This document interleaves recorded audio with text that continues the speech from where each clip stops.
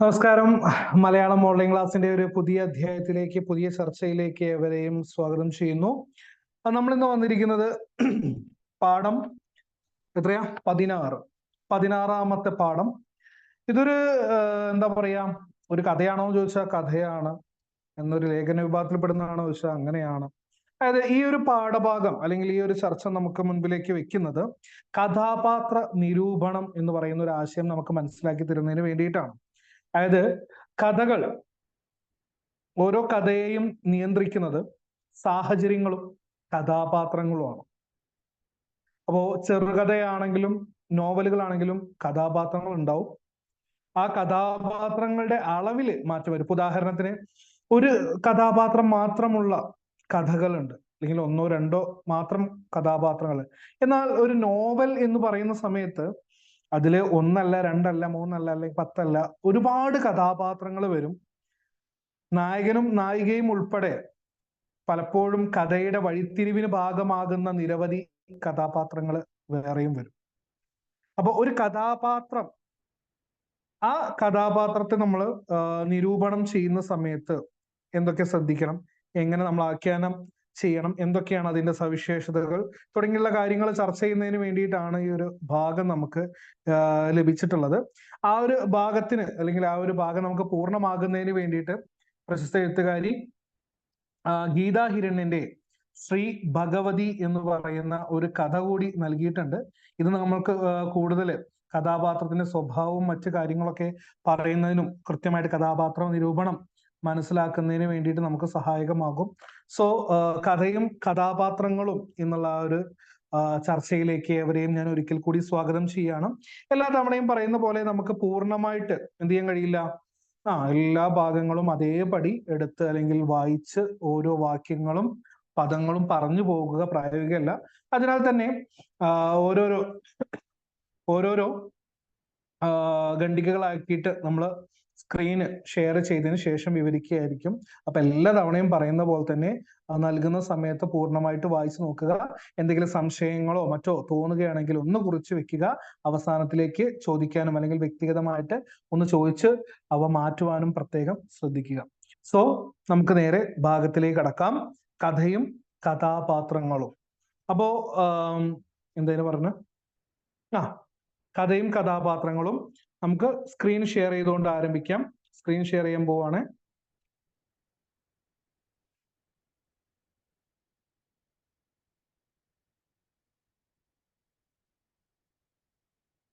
Yes, screen share ചെയ്തു.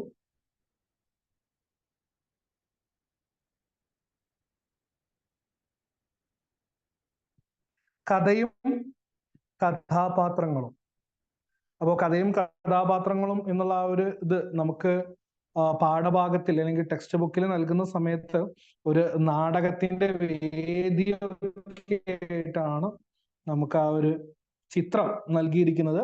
ഞാൻ നേരത്തെ സൂചിപ്പിച്ച പോലെ കഥയ്ക്ക് ജീവൻ നൽകുന്ന കഥാപാത്രങ്ങൾ, കഥയുടെ അതിന്റെ പൊരുൾ തേടി നമ്മൾ പോകുമ്പോഴും കഥാപാത്രത്തിന്റെ ഉള്ളുകളിലേക്ക് നമ്മൾ ചെന്നെത്തേണ്ടിയിരിക്കുന്നു. പല ചെറുകഥകളാണെങ്കിലും നോവലുകളാണെന്നുണ്ടെങ്കിലും കഥാപാത്രങ്ങൾക്ക് നിർണായകമായിട്ടുള്ള ഒരു പങ്കുണ്ടാവും. അതായത് സത്യം പറഞ്ഞാൽ ഈ കഥാപാത്രങ്ങൾ എന്ന് പറയുന്നത് ശരിക്കും ആര് തന്നെയാണ്? എഴുത്തുകാരൻ തന്നെയാണ്. എഴുത്തുകാരന്റെ ഉള്ളിലെ അറിവിനെ അല്ലെങ്കിൽ അഭിപ്രായങ്ങളെ, അത് സിമ്പിളായി പറഞ്ഞാൽ എഴുത്തുകാരന് പറയാനുള്ളതൊക്കെ ഒരു കഥാപാത്രമായിട്ട് നമ്മളുടെ കഥയിൽ വന്നുകൊണ്ട് അദ്ദേഹം പറയുന്നു. അതുകൊണ്ട് തന്നെ കഥാപാത്ര നിരൂപണത്തിനും വളരെയധികം പ്രാധാന്യം ഉണ്ട്. അപ്പോൾ കഥാപാത്ര നിരൂപണത്തിന്റെ ആദ്യത്തെ പങ്ക് അല്ലെങ്കിൽ ആദ്യ ഘട്ടം എന്ന് പറയുന്നത് നമ്മൾ കഥാപാത്രങ്ങളുടെ സ്ഥാനം. ഒരു കഥ വായിച്ചു തുടങ്ങുമ്പോൾ അല്ലെങ്കിൽ ഒരു നോവൽ വായിച്ചു തുടങ്ങുമ്പോൾ നമുക്ക് ചിലപ്പോൾ അത് കഴിയണമെന്നില്ല. അതൊരു പൂർണ്ണ അവസ്ഥയിലേക്ക് എത്തുമ്പോഴാണ് നമുക്ക് അവരെ ആരാണ്, നമ്മൾ അവസാനത്തിലൊക്കെ ആയിരിക്കും ചിലപ്പോ ചില കഥകളിലെ വില്ലനെയും അല്ലെങ്കിൽ ഈ പറയുന്ന മാറ്റങ്ങളും ഒക്കെ നമ്മൾ തിരിച്ചറിയാം. അപ്പൊ കഥയുടെ ആ മുൻപോട്ട് പോക്കില് അവരുടെ പ്രവർത്തനങ്ങൾ എത്രത്തോളം ഉണ്ട്, ഈ പറയുന്ന കഥാപാത്രങ്ങൾക്ക് കഥയിൽ എത്രത്തോളം സ്ഥാനമുണ്ട് എന്നൊക്കെ നമുക്ക് പിന്നീടാണ് തിരിച്ചറിയാനായിട്ട് സാധിക്കുന്നത്. ഇപ്പോ നാടോടി കഥകളിലും പുരാണ കഥകളിലുമൊക്കെ ഒരു വിഭാഗം ആളുകളെ നമ്മൾ ശിഷ്ട കഥാപാത്രം എന്നും അതുപോലെ തന്നെ ദുഷ്ട കഥാപാത്രം എന്നും രണ്ടാക്കിയിട്ട് തിരിച്ചിട്ടുണ്ട്. പറയുന്ന പോലെ തന്നെ എന്താണ് ശിഷ്ട കഥാപാത്രം എന്ന് പറഞ്ഞിട്ടുണ്ടെങ്കിൽ നല്ല കഥാപാത്രം, ദുഷ്ട കഥാപാത്രം എന്ന് പറഞ്ഞിട്ടുണ്ടെന്നുണ്ടെങ്കിൽ നമുക്കറിയാം ദുഷ്ടരായിട്ടുള്ള കഥാപാത്രം. അപ്പൊ രണ്ട് രീതിയിലേക്ക് എന്ത് ചെയ്തിട്ടുണ്ട്, തിരിച്ചിട്ടുണ്ട്. എവിടെയാ അവരെ വേർതിരിക്കാൻ നമുക്ക് എന്ത് ചെയ്യില്ല, പ്രത്യേകിച്ച് പ്രയാസമൊന്നുമില്ല. കാരണം കഥയിലെ ഇത്തരത്തിലുള്ള രീതിയിലനുസരിച്ച് നമുക്ക് സമൂഹത്തിലും കഥയിലും പൂർണ്ണമായിട്ട് ശിഷ്ടരോ ദുഷ്ടരോ ഒന്നുമില്ല. കാരണം എന്താന്ന് വെച്ചിട്ടുണ്ടെങ്കിൽ അവർ ജന്മന നല്ലവരോ അല്ലെങ്കിൽ ജന്മന മോശമായിട്ടുള്ള ആളുകളോ അല്ല. അവരുടെ സാഹചര്യങ്ങളാണ്, ഈ പറയുന്ന അനുഭവങ്ങളാണ്, ഇത്തരത്തിലുള്ള പെരുമാറ്റങ്ങളൊക്കെയാണ് നമ്മളുടെ ഈ പറയുന്ന നമ്മളുടെ മനസ്സിലേക്ക്, വായനക്കാരുടെ ഇടയിലേക്ക് ഒരു കഥാപാത്രത്തെ ശിഷ്ട കഥാപാത്രം എന്നോ അല്ലെങ്കിൽ ദുഷ്ട കഥാപാത്രം എന്നോ നമുക്ക് എന്ത് ചെയ്യുന്നത്, ഇതാക്കുന്നത്. അപ്പോ കഥാഗതിയെ കൂടുതൽ സ്വാധീനിക്കുന്ന കഥാപാത്രം, അല്ലെ, ഒരു കഥയെ കൂടുതൽ സ്വാധീനിക്കുന്ന, ചിലപ്പോ ജസ്റ്റ് വന്നു പോകുന്ന കഥാപാത്രം ഉണ്ടാവുള്ളൂ, പക്ഷെ ആ കഥാപാത്രത്തിന് അതിൻ്റെതായിട്ടുള്ള ഒരു പ്രാധാന്യം ഉണ്ടായിരിക്കാം. അപ്പോൾ അത്തരത്തിൽ ചിലപ്പോൾ ഒരുപാട് ഒന്നിലധികം കഥാപാത്രങ്ങളൊക്കെ കഥയിൽ ഉണ്ടാവാം. അതുപോലെ തന്നെ നമുക്ക് എല്ലാവർക്കും അറിയുന്ന പോലെ പ്രധാനപ്പെട്ട അത്യാവശ്യം ഗൗരവമുള്ള കാര്യങ്ങൾ ചെയ്യുന്ന കഥാപാത്രങ്ങളെ നിരൂപണം ചെയ്യാനാണ് സാധാരണയായിട്ട് ചോദ്യങ്ങളായിട്ട് വരാറുള്ളത്. അപ്പോൾ കഥാപാത്രത്തിന്റെ പ്രവർത്തനങ്ങൾ, കഥാപാത്രത്തിന്റെ സ്വഭാവം, രൂപം, ഇവയെല്ലാം നമ്മൾ പിന്തുടർന്നുകൊണ്ട് നമുക്ക് ഇവയെല്ലാം എന്ത് ചെയ്യാൻ പറ്റും, നിരൂപണം ചെയ്യാനായിട്ട് സാധിക്കും എന്നുള്ളതാണ്. ചിലപ്പോൾ അയാളുടെ വാക്കുകൾ, ചിലപ്പോൾ അയാളുടെ പ്രവൃത്തി, ഇവയെല്ലാം നിരൂപണത്തിൽ നമുക്ക് വിശകലനം ചെയ്യേണ്ടതായി വരും.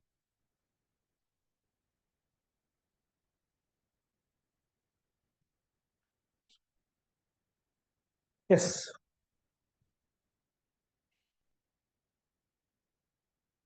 ഇവിടെ എത്തി.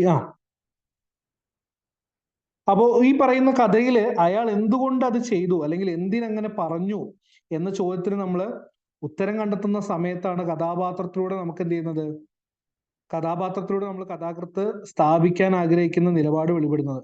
അതായത് ഒരു സമയത്ത് നമ്മൾ ചിലപ്പോൾ ദുഷ്ടനാണ് എന്ന് വിചാരിക്കുന്നത് അതിന്റെ കാര്യകാരണങ്ങൾ മനസ്സിലാക്കുമ്പോൾ, എന്തുകൊണ്ടെന്ന് നമ്മൾ തിരിച്ചറിയുമ്പോൾ ചിലപ്പോൾ പാടെ മാറി പറയുന്നുണ്ട്. അപ്പൊ ഇത്തരത്തിൽ പാത്രവിശകലനത്തിൽ വളരെയധികം പ്രാധാന്യം അറിയിക്കുന്ന ഒരു ചോദ്യമാണ് എന്തുകൊണ്ട് എന്നത്. പക്ഷചിന്ത പ്രയോജനപ്പെടുത്താൻ കഴിയുന്നത്, അതായത് ഇത്തരത്തിൽ വരുന്ന, അതായത് നമ്മൾ പറയില്ലേ ഒരു കഥാപാത്രത്തിൽ, ഒരു കഥയിൽ എന്താണ് അല്ലെങ്കിൽ ആരോപിച്ചു വരുന്ന ഇത്തരത്തിലുള്ള പക്ഷചിന്ത പ്രയോജനപ്പെടുത്താൻ കഴിയുന്നത് ഇത്തരത്തിലാണ്. സ്ത്രീകൾ, അധസ്ഥിതർ, രോഗികൾ, ദരിദ്രൻ തുടങ്ങിയ സമൂഹത്തിന്റെ മുഖ്യധാരയിൽ നിന്ന് അകറ്റി നിർത്തപ്പെടുന്നവർക്ക് വേണ്ടി നിലകൊള്ളുന്ന രചനകൾ വിശകലനം ചെയ്യുമ്പോൾ സാമൂഹിക സാഹചര്യങ്ങൾ കൂടി ചിലപ്പോൾ എന്ത് ചെയ്യേണ്ടി വരും, പരിഗണിക്കണം. അല്ലെ, ശരിയാണ്. നമ്മള് കഥയില് ചിലപ്പോൾ സ്ത്രീകളാവാം, അല്ലെങ്കിൽ അധസ്ഥിതർ എന്ന് പറഞ്ഞാൽ എന്താ, നല്ല താഴേക്കിടയിലുള്ള ആളുകള്, അപ്പോ രോഗി, ദരിദ്രർ, ഇവരെ കൂടി നമ്മൾ ഒരു കഥാപാത്ര നിരൂപണത്തിലേക്ക് നയിക്കുമ്പോൾ സമൂഹത്തിലുള്ള ഇത്തരത്തിലുള്ള സാഹചര്യങ്ങൾ കൂടി നമുക്ക് വിശകലനം ചെയ്ത് കഥാപാത്രത്തിന്റെ നിലപാടുകളെ എന്ത് ചെയ്തിരിക്കണം, തട്ടിച്ചു നോക്കേണ്ട ആവശ്യം ഉണ്ട്. സ്ത്രീകളുടെ സാമൂഹിക പദവി നമുക്ക് എല്ലാവർക്കും അറിയാം, ഇന്നത്തെ പരിഷ്കൃത സമൂഹത്തില് അത്രത്തോളം ആശാവഹമായിട്ടുള്ള കാര്യമൊന്നുമല്ല. കാരണം നമ്മള് സ്ത്രീകൾ പണ്ട് കാലത്ത് പറഞ്ഞു കേൾക്കുന്ന, അല്ലെങ്കിൽ നമ്മൾ ആദിമ മനുഷ്യരുടെ ഇതൊക്കെ പഠിച്ച സമയത്ത്, ഹിസ്റ്ററിയിലും മറ്റൊക്കെ പഠിച്ച സമയത്ത്, അതുപോലെ തന്നെ മനുസ്മൃതിയിലൊക്കെ പറയുന്ന പോലെ അന്നത്തെ കാലത്ത് ഏറ്റവും കൂടുതൽ അല്ലെങ്കിൽ നേതൃത്വ പദവിയിൽ ഉണ്ടായിരുന്നത് സ്ത്രീകളായിരുന്നു. പിന്നീട് ഇന്ന് കാണുന്ന രീതിയിലേക്ക് എങ്ങനെ വന്നു വെച്ചിട്ടുണ്ടെങ്കിൽ അതിനൊരു വാക്യം പറയുന്നുണ്ട്, അടിച്ചേൽപ്പിക്കപ്പെട്ട അലസത മൂലം. അതേപോലെ തന്നെയാണ് ഇവിടെ പറയുന്നത്. അപ്പൊ ആ ഒരു ദാസ്യം, അടിച്ചേൽപ്പിക്കപ്പെട്ട ആ ദാസ്യം ഇന്ന് ഒരുപാട് മാറ്റം വന്നിട്ടുണ്ട്. പക്ഷെ എന്നിരുന്നാലും ഒരു വിഭാഗം അങ്ങനെ തന്നെയാണ്. അവരുടെ ഭൗതിക സാഹചര്യങ്ങൾ അതൊക്കെ ആയിരിക്കാം കാരണമൊക്കെ. പക്ഷേ മാനസികമായിട്ടുള്ള ഒരു തരം വിധേയത്വം ഇന്നും വിട്ടുമാറാതെ പിന്തുടർന്ന്, കാരണം നീ സ്ത്രീയല്ലേ, നീ ഒരു സ്ത്രീയാണ്, നീ അങ്ങനെ ആവേണ്ടവളാണ് എന്നുള്ള രൂപത്തിലേക്ക് കാണുന്ന ഒരു ഒരു വിധേയത്വം ഉണ്ട്. അപ്പൊ അതൊരു കഥാപാത്ര വിശകലനത്തിൽ ഏറ്റവും കൂടുതൽ പ്രാധാന്യം അറിയിക്കുന്ന ഒരു ഘടകമായിട്ട് തന്നെ പറയേണ്ടിയിരിക്കുന്നു. അപ്പൊ അതിനാണ് നമ്മൾ ഗീതാഹിരണ്യം തയ്യാറാക്കിയിട്ടുള്ള ഈ സ്ത്രീ കേന്ദ്രീകൃത കഥാപാത്രമായിട്ടുള്ള, സ്ത്രീ മാത്രമല്ല, കഥയിലെ നായിക, ശ്രീ ഭഗവതി എന്ന് പറയുന്ന ആ ഒരു കഥയിലെ നായിക എല്ലാ രീതിയിലും സ്വാതന്ത്ര്യമുള്ളതാണ്. ഭർത്താവിനോട് ദേഷ്യപ്പെടാനും പ്രതിഷേധിക്കാനും ഒക്കെ സാധിക്കുന്ന സ്ത്രീയാണ്. പക്ഷെ എത്രത്തോളം പ്രതിസന്ധികളെ തരണം ചെയ്യാൻ വേണ്ടിയിട്ട് കഴിയുന്നുണ്ടെന്നത് നമുക്ക് കഥയിലൂടെ തന്നെ മനസ്സിലാക്കാനായിട്ട് സാധിക്കുള്ളൂ. അപ്പോ ഇത്തരത്തിൽ എല്ലാ കാര്യങ്ങളെയും മനസ്സിലാക്കിക്കൊണ്ട് സംഭാഷണം, ഇതെല്ലാം കഥാപാത്രങ്ങളുടെ സ്ഥാനം, പ്രവർത്തനം, മറ്റ് രീതിയിലുള്ള സമീപനം ഒക്കെ നോക്കിയിട്ടാണ് എന്ത് ചെയ്യുന്നത്, കഥാപാത്ര നിരൂപണ രചനയിലേക്ക് എത്താൻ പറ്റുള്ളൂ. അപ്പൊ അത്തരത്തിൽ കഥാപാത്ര നിരൂപണത്തിന്റെ ഒരു ആരംഭത്തിൽ കഥ എന്ത് ചെയ്യണം, നമ്മൾ സാമാന്യമായിട്ടൊന്ന് പരിചയപ്പെടുത്തിയിട്ട് ഒരു ആമുഖം ഉണ്ടാവുന്നത് നല്ലതാണ് എന്ന് എപ്പോഴും പറയാറുണ്ട്. അതായത് കഥാപാത്ര നിരൂപണത്തിന് മുൻപിൽ അല്ലെ, ഇപ്പൊ ഇന്ന കഥാപാത്രമാണ്, അല്ലെങ്കിൽ ഇതാണ് ആ കഥാപാത്രം, അല്ലെങ്കിൽ ഈ കഥയിലെ ഈ ഒരു സാഹചര്യത്തിൽ അല്ലെങ്കിൽ ഇത്രത്തോളം പ്രാധാന്യം അറിയിക്കുന്ന ഒരു കഥാപാത്രമാണ് എന്നൊക്കെയുള്ള ഒരു ആമുഖം നൽകുന്നത് വളരെ നല്ലതാണ്. അപ്പോ ആ നമ്മൾ ചിലപ്പോ ഒക്കെ ഒരു കഥാപാത്രത്തെ പരിചയപ്പെടുത്തുന്ന സമയത്ത് ചിലപ്പോ ചില സന്ദർഭങ്ങൾ, ചില അവതരണങ്ങൾ, ഈ പറയുന്ന എന്താ പറയാ സംഭാഷണ ശകലങ്ങളോ അതല്ലെങ്കിൽ ഏതെങ്കിലും സന്ദർഭങ്ങളോ നമുക്ക് വിശദീകരിക്കേണ്ടി വരും. കാരണം അതുകൂടെ ചേർക്കുമ്പോൾ കഥാപാത്രത്തിന്റെ നിലപാടോ അല്ലെങ്കിൽ അത് പറയുന്ന അല്ലെങ്കിൽ കഥാപാത്രത്തിന്റെ ആ സ്വഭാവത്തിനെ കുറിച്ചുള്ള ഒരു സാധൂകരണോ ഒക്കെ കൂടി നമുക്ക് എന്ത് ചെയ്യാൻ പറ്റും, പൂർത്തിയായിട്ട് ചെയ്യാൻ പറ്റും അല്ലെ. അപ്പൊ ആ രീതിയിലാണ് കഥാപാത്ര നിരൂപണത്തെ കുറിച്ചുള്ള ഒരു ആമുഖം കഥയും കഥാപാത്രവും എന്ന് പറയുന്ന ഭാഗമായിട്ട് നൽകിയിട്ടുള്ളത്. ഇനി നമുക്ക് നമ്മളുടെ കഥാപാത്ര നിരൂപണം മനസ്സിലാക്കുന്നതിന് വേണ്ടി നമുക്ക് മുൻപിലേക്ക് നൽകിയിട്ടുള്ള ശ്രീ ഭഗവതി എന്ന് പറയുന്ന ആ ഒരു ഭാഗം നമുക്ക് ചർച്ച ചെയ്യാം. അപ്പൊ അതിനു മുൻപായിട്ട് എഴുത്തുകാരി ഒന്ന് പരിചയപ്പെടാം. മലയാളത്തിലെ പ്രസിദ്ധ സ്ത്രീപക്ഷ എഴുത്തുകാരിയായിട്ടുള്ള ഗീതാ ഹിരണ്യൻ 1988 ജനനം. മാതൃഭൂമി വിഷുപ്പതിപ്പിൽ 1974 പ്രസിദ്ധീകരിച്ച ദീർഘാംബാങ്കൻ എന്ന കഥയോട് കൂടിയിട്ടാണ് ശ്രദ്ധ നേടുന്നത്. ദീർഘാംബാങ്കൻ അല്ലെ, നമ്മളെ എന്താ കഥ എനിക്കറിയില്ല. ദീർഘാംബാങ്കൻ കേട്ടുണ്ടോ? ദീർഘാംബാങ്കൻ നമ്മുടെ എന്താ, അയ്യോ അഭിജ്ഞാന ശാകുന്തളത്തിലെ ശകുന്തളയല്ലേ, ശകുന്തളയുടെ ആശ്രമത്തിലെ മാനിന്റെ പേരാണ്. ഇനി അതുമായിട്ട് ബന്ധമുണ്ടോന്ന് എനിക്കറിയില്ല. എനിവേ, ദീർഘാംബാങ്കൻ ഓർത്തേക്കാൻ പറ്റും അല്ലെ. ഒറ്റ സ്നാപ്പിൽ ഒതുക്കാനാവില്ല ഒരു ജന്മസത്യം. അസംഘടിത ഗീതാ ഹിരണ്യന്റെ കഥകൾ എന്നിവ കഥാസമാഹാരങ്ങളാണ്. ഇത് ഒറ്റ സ്നാപ്പിൽ ഒതുക്കാനാവില്ല ഒരു ജന്മസത്യം, അസംഘടിത ഗീതാഹിരണ്യന്റെ കഥകൾ എന്നിവയാണ് പ്രധാനപ്പെട്ട കഥാസമാഹാരങ്ങൾ. പിന്നെ സ്ത്രീയുടെ നൊമ്പരങ്ങളും അസ്വാതന്ത്ര്യവും പ്രത്യേക കാഴ്ചപ്പാടിലൂടെ അവതരിപ്പിച്ച് ശ്രദ്ധ നേടി. കണ്ണീരിന്റെ നനവും നർമ്മത്തിന്റെ തിളക്കവും ഒക്കെ എഴുത്തിൽ ഒരുപോലെ വഴങ്ങി. 2002 ജനുവരി 2 മരണം സംഭവിക്കുന്നത്. ഒരുപാട് അവാർഡുകൾ, പുരസ്കാരങ്ങൾ. കവിയും നിരൂപകനുമായിട്ടുള്ള ഹിരണ്യനാണ് ഭർത്താവ്. എത്രയാണ് ഒരു ഗ്രന്ഥകാര പരിചയം, അധികം കേട്ടു പരിചയമില്ലാത്തൊരു പേരായിരിക്കാം ചിലപ്പോ, പൊതുവെ ചിലപ്പോ അറിയുന്ന ആളുകാരും ഉണ്ടാവും കേട്ടോ. ഞാൻ എൻ്റെ ഒരു ഇതിൽ പറഞ്ഞു എന്നേ ഉള്ളൂ. ശ്രീ ഭഗവതി, ആഹാ, എന്തൊരു മനോഹരമായിട്ടുള്ള ചിത്രം. ആ ഒരു ചിത്രത്തോട് കൂടിയിട്ട് നമുക്ക് കഥയിലേക്ക് കിടക്കാം. ആ ചിത്രം കാണുമ്പോ തന്നെ എന്താണ് നമുക്ക് തോന്നുന്നത്? ആ ദേഷ്യം അല്ലേ? ദേഷ്യം മാത്രാണോ? ദേഷ്യത്തോടെ നിൽക്കുന്ന പെൺകുട്ടി, സ്ത്രീ, ഭാര്യ, ഭയങ്കര ഹെവി ഡേഞ്ചേഴ്സ് അല്ലേ? ഹെവി ഡേഞ്ചറാണ്. നമുക്ക് പല ആൾക്കാർക്കും ചിലപ്പോൾ അറിയാൻ പറ്റും. ഈ പറയുന്ന സ്ത്രീഗണങ്ങൾ അല്ലെങ്കിൽ ഈ പറയുന്ന ഭാര്യമാരൊക്കെ ദേഷ്യപ്പെട്ട് കഴിഞ്ഞാല് പിടിച്ചാൽ കിട്ടൂല അല്ലേ? ഈ പറയുന്ന കഥ വായിച്ചിട്ടുള്ള ആൾക്കാർക്ക് അറിയാം എന്തുകൊണ്ട് ഈ ഒരു ചിത്രം ഇതിന് അനുയോജ്യമായിട്ട് ഈ ഒരു ടെക്സ്റ്റ് ബുക്കിലേക്ക് വന്നെത്തി എന്നുള്ളത്. ഇനി ഞാൻ കൂടുതലൊന്നും പറയില്ല. കൂടുതൽ പറഞ്ഞിട്ടുണ്ടെങ്കിൽ നിങ്ങളൊരു പുരുഷനായതുകൊണ്ടാണ് എന്നുള്ള രൂപത്തിലേക്ക് ചിലപ്പോൾ വരും. വേണ്ട. എനിവേ, ആദ്യ ഭാഗത്തിൽ താഴെ ലിഫ്റ്റിനരികിലിരുന്ന പാറാവുകാരനോട്, അല്ലെങ്കിൽ പാറാവുകാരന് കഥാപാത്രം ഇങ്ങനെ വരുന്ന സമയത്ത് അദ്ദേഹത്തെ കണ്ട് എഴുന്നേറ്റ് ബഹുമാനിച്ചത് വളരെയധികം സന്തോഷം നൽകിയതായിട്ട് നമ്മളുടെ പ്രധാന കഥാപാത്രം പറയുന്നു. അദ്ദേഹം നടന്നു വരുമ്പോ ലിഫ്റ്റിനടുത്തെത്തിയിരുന്ന പാറാവുകാരന് അല്ലെങ്കിൽ സെക്യൂരിറ്റി എന്ത് ചെയ്യണം, ഒന്ന് എഴുന്നേറ്റു അല്ലെ. നമുക്ക് ബഹുമാനം അല്ലെ, ചോദിക്കാതെ കിട്ടുന്ന ബഹുമാനം വളരെയധികം സന്തോഷം ഉളവാക്കുന്നതാണ്. ചില ആൾക്കാർക്ക് ആ ബഹുമാനത്തിൽ താല്പര്യമുണ്ട്, എന്നെ എല്ലാവരും ബഹുമാനിക്കണം. ചില ആൾക്കാർക്ക് അങ്ങനെയൊന്നും ഇല്ല, പക്ഷെ കിട്ടിയത് ഇറക്കേടുമില്ല. അപ്പോ ലിഫ്റ്റിലേക്ക് നടക്കുമ്പോൾ അസാധാരണമാം വിധം അദ്ദേഹത്തിന്റെ ഉള്ളിങ്ങനെ ഇടിക്കുന്നുണ്ട്. എന്തോ ടെൻഷൻ ഉണ്ട്. എന്ത് സംഭവം? കാരണം ഒരു പൊതുകാര്യ പ്രസക്തന് ഒരിക്കലും ജയിക്കാൻ കഴിയാത്ത ഒരു പോർനിലത്തേക്കാണ് അയാൾ ഇപ്പോൾ പോകുന്നത്. അദ്ദേഹം ഒരു ഗുസ്തി ചാമ്പ്യൻ ആയിക്കൊള്ളട്ടെ, ഒരു സോഷ്യൽ മീഡിയയിൽ എല്ലാവരെയും എന്താണ് കൊടഞ്ഞുന്ന ഒരു എന്താ പറയാ യൂട്യൂബർ ആയിക്കൊള്ളട്ടെ, പത്രത്തിൽ അല്ലെങ്കിൽ പത്രമാധ്യമങ്ങളിൽ ഇതാക്കുന്ന ഒരു ഇതാവട്ടെ, പക്ഷെ അവർക്കൊന്നും ജയിക്കാൻ കഴിയാത്ത ഒരു പോർനിലമാണ് അയാൾ എത്തിപ്പെടാനായിട്ട് പോകുന്നത്. വീട്. നിത്യപരാജയങ്ങളുടെ അങ്കത്തട്ട്. അവിടെ പോയാൽ ബാക്കി എല്ലാ സ്ഥലത്തും ജയിക്കുന്ന ആരും പരാജയപ്പെട്ടു പോകും. ലിഫ്റ്റിനടുത്ത് എത്തുന്നതിന് മുമ്പ് തന്നെ കാവൽക്കാരന്റെ ഒരു വാക്ക്, എന്താ വാക്യം? കറണ്ട് ഇല്ല സാർ. സാറിനൊന്നും പടി കുറെ കയറേണ്ടി വരും. നല്ലല്ലേ? ഈ പറയുന്ന ലിഫ്റ്റിലൊക്കെ താമസിക്കുമ്പോൾ പലപ്പോഴും ചിന്തിക്കുന്ന ഒന്നാണ്, കാണാൻ മനോഹരമായിട്ടുള്ള ഏറ്റവും ഉയരത്തെ നിലയിൽ മുകളിൽ ഫ്ലാറ്റ് വേണം, പക്ഷെ കറണ്ട് ഇല്ലെങ്കിൽ എന്ത് ചെയ്യും അല്ലേ? ലിഫ്റ്റ് ഇല്ലാത്തൊരവസ്ഥയില് ഇവിടെ ഈ പറഞ്ഞ പോലെ 1ാം നിലയിലേക്ക് 2ാം നിലയിലേക്കും കയറാൻ വയ്യ. ഇനിയാണ് 13, 20, 30, 40 ഒക്കെ നിലയുള്ള സ്ഥലം. അത് കേട്ടതും അദ്ദേഹത്തിന് എന്തെങ്കിലുമൊക്കെ തോന്നിയിട്ടുണ്ടാവും അല്ലേ? ഇടതുവശത്ത് ആരംഭിച്ച് ആകാശത്തേക്ക് പോകുന്ന ആ പടികൾ അദ്ദേഹം കോപത്തോടെ നോക്കി. നോക്കാതിരിക്കോ? പിന്നെ കാൽപ്പടങ്ങളെ നിർബന്ധിച്ച് അയാൾ പടി കയറ്റി. മറ്റു വഴികളില്ല.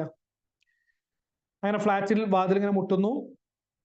നമ്മളറിയാം, വാതിൽ തുറക്കുന്ന ഭാര്യയുടെ മുഖം എത്രത്തോളം മുഷിഞ്ഞതായിരിക്കും. ഒരു പൊട്ടിത്തെറിക്കാൻ പോകുന്ന ഒരു ലാവയുടെ, ഒരു ബോംബിന്റെ അല്ലെ, ഒരു സമുദ്രമാണ് എന്ന സൂചന അദ്ദേഹത്തിനുണ്ട്. തോളിൽ ചാഞ്ഞുറങ്ങുന്ന മകളുമായി ഭാര്യ വാതിൽ തുറന്നു. അയാൾ മെല്ലെ കുട്ടിയെ ഒന്നിങ്ങനെ തട്ടി സോപ്പിടാൻ വേണ്ടി പോവാ. പാവം. ഉണർത്തണ്ട, കൊച്ചിന് പനിയാ. ഭാര്യ അയാളെ വിലക്കി. ഏറ്റില്ല. കുട്ടിയുടെ മേൽ പനിയുടെ ചുവന്നു തിണർത്ത പാടുണ്ട്. പനിച്ചൂടിൽ കരിഞ്ഞു പോയ മുഖം. അല്ല, മിനിഞ്ഞാന്ന് വൈകുന്നേരം വരുന്നല്ലേ പറഞ്ഞേ? പിന്നെയും പുതിയ ഓരോ ഏർപ്പാടുകളൊക്കെ ആയിരിക്കും അല്ലെ? ഭാര്യയുടെ ചോദ്യം. സത്യം പറഞ്ഞാൽ ഭാര്യ ചോദിക്കുന്നത് അയാൾ ഒരു പൊതുകാര്യ പ്രവർത്തകനാണെന്ന് അറിയാതെ അല്ല അല്ലേ? പൊതുകാര്യ പ്രവർത്തകൻ എന്ന് പറയുമ്പോൾ രാഷ്ട്രീയം അല്ലേ? പക്ഷെ എന്താണ് കൃത്യമായിട്ടുള്ള ഇതൊന്നും പറയുന്നില്ല. രാഷ്ട്രീയക്കാരനാണെന്ന് തോന്നുന്നു. എന്തായാലും അയാളൊന്ന് ഇളിഞ്ഞു അത് കേട്ടപ്പോ.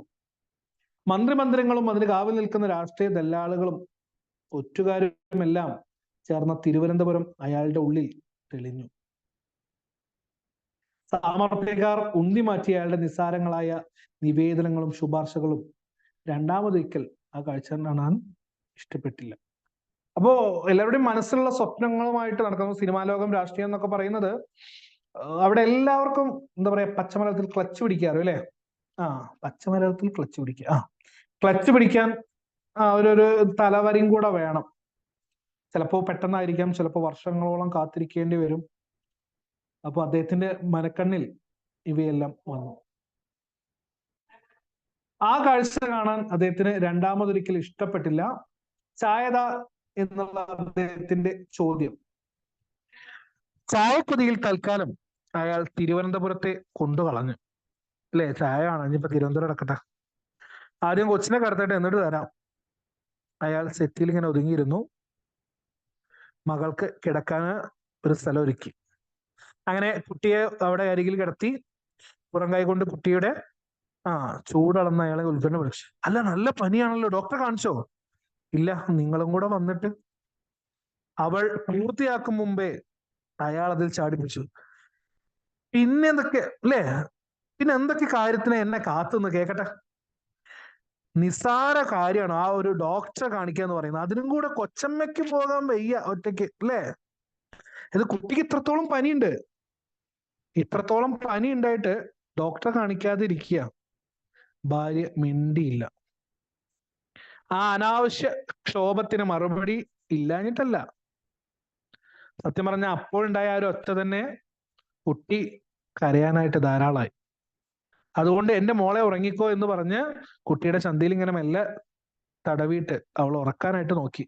ഈ പറയുന്ന പോലെ തന്നെ രണ്ട് കൈയും കൂട്ടിമുട്ടിയാലല്ലേ പ്രശ്നമുള്ളൂ, അല്ലേ? ആ അടി തുടങ്ങിക്കഴിഞ്ഞാൽ പിന്നെ രണ്ടാളും നിർത്തൂല, അമ്മാതിരി തല്ലായിരിക്കും. അപ്പൊ എന്തായാലും ഭാര്യയ്ക്ക് വലിയതൊന്നുമില്ല. കാരണം രാവിലെ ഉറക്കച്ചടവോടെ അവളെ കാത്തു നിൽക്കുകയാണ് എന്ത്? അടുക്കള. അതാരും മറക്കരുത്, അല്ലേ? തീനാളങ്ങളും ചായക്കെറ്റിലും തമ്മിലുള്ള കുശലം ഇത്തിരി കടന്നേ ഉള്ളൂ. ആ നേരം അയാൾ ഇരുപ്പുമുറി ഉപേക്ഷിച്ച് അടുക്കളയിലേക്ക് എത്തി. കാരണം അത് അയാളുടെ ഒരു സ്വഭാവമാണ്. ഇത്തിരി ശബ്ദം ഉയർത്തിയാലുണ്ടെങ്കിൽ അത് വേണ്ടിയിരുന്നില്ല എന്ന് തോന്നിയാൽ എന്ത് ചെയ്യും? അവൾക്ക് പരിഭവം വരുന്നല്ലോ എന്ന് കരുതിയിട്ട് സദാ അവളുടെ മനസ്സിലും ചലനത്തിന് പിന്നിൽ ഇങ്ങനെ നടന്നുകൊണ്ടിരിക്കും. സത്യം പറഞ്ഞിട്ടുണ്ടെങ്കിൽ ഒരു പേടി കൊണ്ടും അതുപോലെ തന്നെ അവളുടെ ഇഷ്ടം കൊണ്ടും ഒക്കെ ആവാം അത്. അതായത് അവളുടെ മനസ്സ് വേദനിച്ചു എന്നൊരു തോന്നൽ തോന്നിയിട്ടുണ്ടെങ്കിൽ പിന്നീട് വേണ്ടായിരുന്നു. നമ്മൾ പറയില്ലേ, കൈവിട്ട ആയുധവും വാവിട്ട വാക്കും, രണ്ടും പിന്നെ തിരിച്ചെടുക്കാൻ പറ്റില്ലല്ലോ. എന്തായാലും പിന്നാലെ നടന്നു പോകും. പക്ഷെ പ്രശ്നം എന്താ? ഒരു മുറി, അല്ലെ, ഒന്ന് മുറി പൊട്ടിയിട്ടുണ്ടെങ്കിൽ പിന്നെ ആ വ്രണം കരിയാൻ വേണ്ടിയിട്ട് എത്ര ശുശ്രൂഷിച്ചിട്ടും കാര്യമില്ല. ആ ശുശ്രൂഷിച്ച് അവസാനം പൊറ്റ നീക്കി കുളമാക്കുന്ന ഒരു സമ്പ്രദായം. കാരണം എന്താ വെച്ചിട്ടുണ്ടെങ്കിൽ നമ്മളത് എന്താണ് ആശ്വസിപ്പിക്കാൻ വേണ്ടിയിട്ടൊക്കെ ആയിരിക്കാം. പക്ഷേ നമ്മളത് പരിചരിച്ച് അല്ലേ, കുളിപ്പിച്ച് കുട്ടി ഇല്ലാതാക്കി പറഞ്ഞ പോലെ അതൊന്ന് ശരിയാക്കാൻ നോക്കി അവസാനം അതിനേക്കാൾ വലിയ കുളമാകുന്ന ഒരവസ്ഥ. അയാൾ അടുക്കളയുടെ സ്ലാബിന്മേൽ കയറിയിട്ട് അയാൾ എന്ത് ചെയ്തു? ഇരുന്നു. പാലില്ല, പാൽപ്പൊടി ഇരട്ടെ എന്ന് ഭാര്യയുടെ ചോദ്യം. അയാൾക്ക് സ്വതേ പാൽപ്പൊടി ചായ വലിയ ഇഷ്ടമൊന്നല്ല. അതിപ്പോൾ പറയാൻ പറ്റൂല. കാരണം എന്താ? അത്രത്തോളം ഒരു ഇതിൽ നിൽക്കുകയാണ്. കാരണം ആഭ്യന്തര യുദ്ധങ്ങൾ രാജ്യത്തിന് ആപത്താണെന്ന് അറിയുന്ന ഒരു പ്രവർത്തകനായ അദ്ദേഹത്തിന് അത് അത്രത്തോളം സേഫ് അല്ല ഇപ്പൊ പറയുന്നതെന്ന് മനസ്സിലായി. പെട്ടെന്നുള്ള കുട്ടി വീണ്ടും കരയുന്ന ശബ്ദം. തീയൊക്കെ ഒന്ന് കുറച്ച് വെച്ചിട്ട് അവൾ വീണ്ടും പോയി കുട്ടിയെടുത്തു. കുട്ടിയുടെ ഉള്ളിൽ പ്രാവുകൾ കുറുകുന്ന ഒച്ച. അതിപ്പോ എന്താ സംഭവം? കഫം കെട്ടി നിന്നിട്ടായിരിക്കാം. കുട്ടിയുടെ ഉള്ളില് ശ്വാസം എടുക്കുമ്പോൾ കഫത്തിന്റെ ആ ഒരു ശബ്ദത്തിലൂടെ കൂടിയിട്ടായിരിക്കും കുട്ടിയുടെ ശ്വാസം അങ്ങോട്ടും ഇങ്ങോട്ടും പോകുന്നത്. അതൊക്കെയാണ് ചിലപ്പോ രചനയുടെ ഒരു ഭംഗിയാണ്. പ്രാവുകൾ കുറുകുന്ന ഒച്ച, കുറു. അയ്യോ, ജലദോഷം വന്നു കഴിഞ്ഞിട്ടുണ്ടെങ്കിൽ നമ്മുടെ ശ്വാസം എടുക്കുന്ന സൗണ്ട് നമുക്ക് തന്നെ കേൾക്കാൻ പറ്റും. ദേഷ്യം വരും. അത്രത്തോളം ഒരു ഇതുള്ള വിഷമിപ്പിക്കുന്ന ഒരു രോഗം വേറെ ഉണ്ടെന്ന് എനിക്ക് തോന്നുന്നില്ല. രാത്രി തീരെ ഉറങ്ങിയില്ല രണ്ടുപേരും. എന്തൊരു വലിവാണ് അവൾക്ക്. മകളെ മടിയിലിരുത്താൻ കൈ നീട്ടി. പക്ഷേ കുട്ടി ഇഷ്ടക്കേടോടെ അയാളിൽ നിന്നും അകലാൻ തുടങ്ങി. സാധാരണ കുട്ടികൾ അച്ഛൻ വന്നിട്ടുണ്ടെങ്കിൽ അച്ഛാന്ന് പറഞ്ഞിട്ട് അച്ഛൻ്റെ അടുത്തേക്ക് പോകുന്നത്, നേരെ തിരിച്ച. അമ്മ ചായ എടുക്കട്ടെ, അച്ഛൻ്റെ അടുത്തിരിക്കുന്ന ഭാര്യ പറയുന്നു. പക്ഷെ കുട്ടി കൂട്ടാക്കുകയോ ഒന്നുമില്ല. കാരണം എന്താ? ഇതുവരെ കൊഞ്ചിക്കുകയോ താലോലിക്കുകയോ ചെയ്യാൻ അറിയാത്ത ആ അച്ഛനെ അവൾക്ക് അത്രത്തോളം ഇഷ്ടമല്ല. കാരണം എത്ര വിചാരിച്ചാലും അയാൾക്ക് കുട്ടികളെ ഇണക്കാൻ അറിയില്ല. അങ്ങനത്തെ ഒരു സ്വഭാവമാണ് അദ്ദേഹത്തിന്.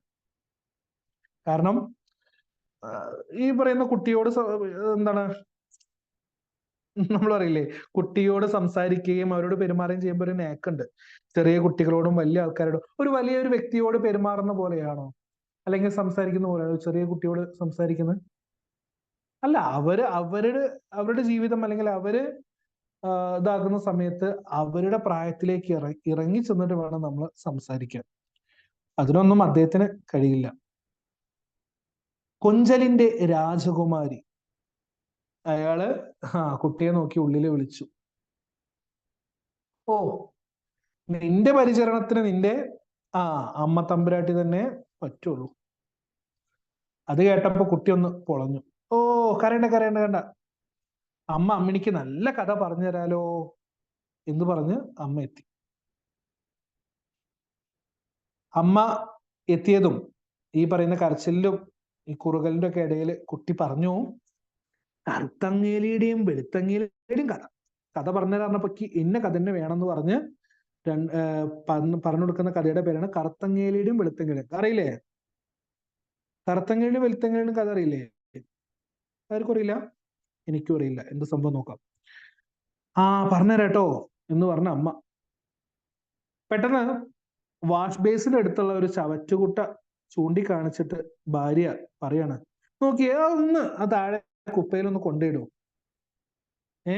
കാലുകൊണ്ട് അമർത്തി അമർത്തി അമർത്തി അല്ലെങ്കിൽ താഴ്ത്തി താഴ്ത്തി ഇനി അതിൽ ഒറ്റ സ്ഥലമില്ല എന്ന് ഭർത്താവിനോട് പറഞ്ഞു.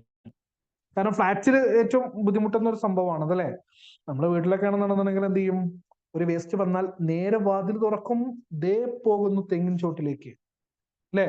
തെങ്ങിൻ ചോട്, മാവിൻ ചോട്, അല്ലെങ്കിൽ അവിടെ അവിടെ ഒക്കെ ആയിട്ട് നമ്മൾ ഇങ്ങനെ ഇടും. പാവം ഈ പറയുന്ന പട്ടികൾ, പൂച്ചകൾ അല്ലെങ്കിൽ കോഴികളൊക്കെ വന്ന് ഓരോന്ന് കഴിക്കുന്നതുകൊണ്ട് നമുക്ക് അത്ര വലിയ പ്രശ്നമൊന്നുമില്ല. ചില ആളുകളുടെ മാത്രം അസഹ്യമായിട്ടുള്ള ഗന്ധം കൊണ്ട് നിൽക്കുന്ന പ്രശ്നം. പക്ഷെ ഫ്ലാറ്റ് ആലോചിച്ച് നോക്കൂ, ഇത് ഒരു കൂട്ടി ഈ വേസ്റ്റ് ബാസ്കറ്റ് നിറഞ്ഞ കൊണ്ടുപോയിട്ട് അടിയിൽ തന്നെ കൊണ്ടുപോയി കൊട്ടണ്ടേ, അല്ലേ? അപ്പോ ഒരുപാടായി, അല്ലെങ്കിൽ എന്താണ്, വേസ്റ്റ് ഒരുപാടായി, അതുകൊണ്ടൊന്ന് കൊട്ടി വരാനായിട്ട് പറയുകയാണ് ഭാര്യ. പച്ചക്കറിയുടെ ബാക്കി, മുട്ടത്തോട്, പഴത്തൊലി, കടലാസുകൾ, ഇതൊക്കെ കൂടി നിൽക്കുന്ന ആ ഒരു കുട്ട അല്ലെങ്കിൽ എന്താണ് കൂട, അത് കണ്ടപ്പോ അയാൾക്ക് ഛർദിക്കാൻ വന്നു. എനിക്ക് വെച്ചിരിക്കുന്ന ഒരു ജോലി, അല്ല അത് ഇയാൾക്ക് തന്നെ ഒന്ന് കൊണ്ട് കളയരുതോ, സൂക്ഷിച്ച് വച്ചേക്കുന്നു, എനിക്ക് തരാൻ വേണ്ടിയിട്ട് കുന്തം. അതായത് ആലോചിച്ച് നോക്കണം, ഇത് വൃത്തിയാക്കുന്നത്, നമ്മൾ കഴിക്കുന്ന പച്ചക്കറി, മുട്ട, പഴത്തൊലി, കടലാസ്, ഇതൊക്കെ ഒരു വീട്ടിൽ ഉണ്ടാവുന്ന മാലിന്യത്തിൽപ്പെടുന്ന അല്ലെങ്കിൽ ഈ പറയുന്ന വേസ്റ്റിലേക്ക്, നമ്മൾ വേസ്റ്റ് ബാസ്കറ്റിലേക്ക് ഇടുന്ന സാധനങ്ങളാണ്. ഇത് ഭാര്യയ്ക്ക് വേണ്ടിയിട്ടാ? അല്ല, ഒരു വീടിന് വേണ്ടിയിട്ട് അല്ലെങ്കിൽ ആ വീട്ടിലെ ആവശ്യങ്ങൾക്ക് വേണ്ടിയിട്ട് രൂപപ്പെടുന്ന സാധനങ്ങളാണ് ഇതൊക്കെ. അതെടുക്കാൻ ആർക്ക്? ഓ, ഭർത്താവിന് എന്താ പറയാ, വെറുപ്പ്, ഛർദിക്കാൻ വരിക. എന്നിട്ട് അത് പറയുകയും ചെയ്തു, എന്നെ കാത്തു വെച്ചിരിക്കുന്ന ഒരു ജോലി അത് ഇയാൾക്കെന്നൊന്ന് കൊണ്ടുപോയിക്കൊള്ളേ. അയാൾക്ക് ചായ കൂട്ടിക്കൊണ്ടിരുന്ന ജ്വാലാമുഖി പെട്ടെന്ന് പുറത്തേക്ക് ചെയ്തു. അങ്ങനെ പിടിച്ച് നിൽക്കായിരുന്നു. പക്ഷേ ചായ കൂട്ടിക്കൊണ്ടിരുന്ന ജ്വാലാമുഖി എന്ത് ചെയ്തു? ജ്വാലാമുഖി മീൻസ് ജ്വാല, തീ, അല്ലെ? ജ്വാല തീയാണ്. ആ തീ എന്ത് ചെയ്തു? പെട്ടെന്ന് അവിടുന്ന് മാറി ഇങ്ങോട്ട്.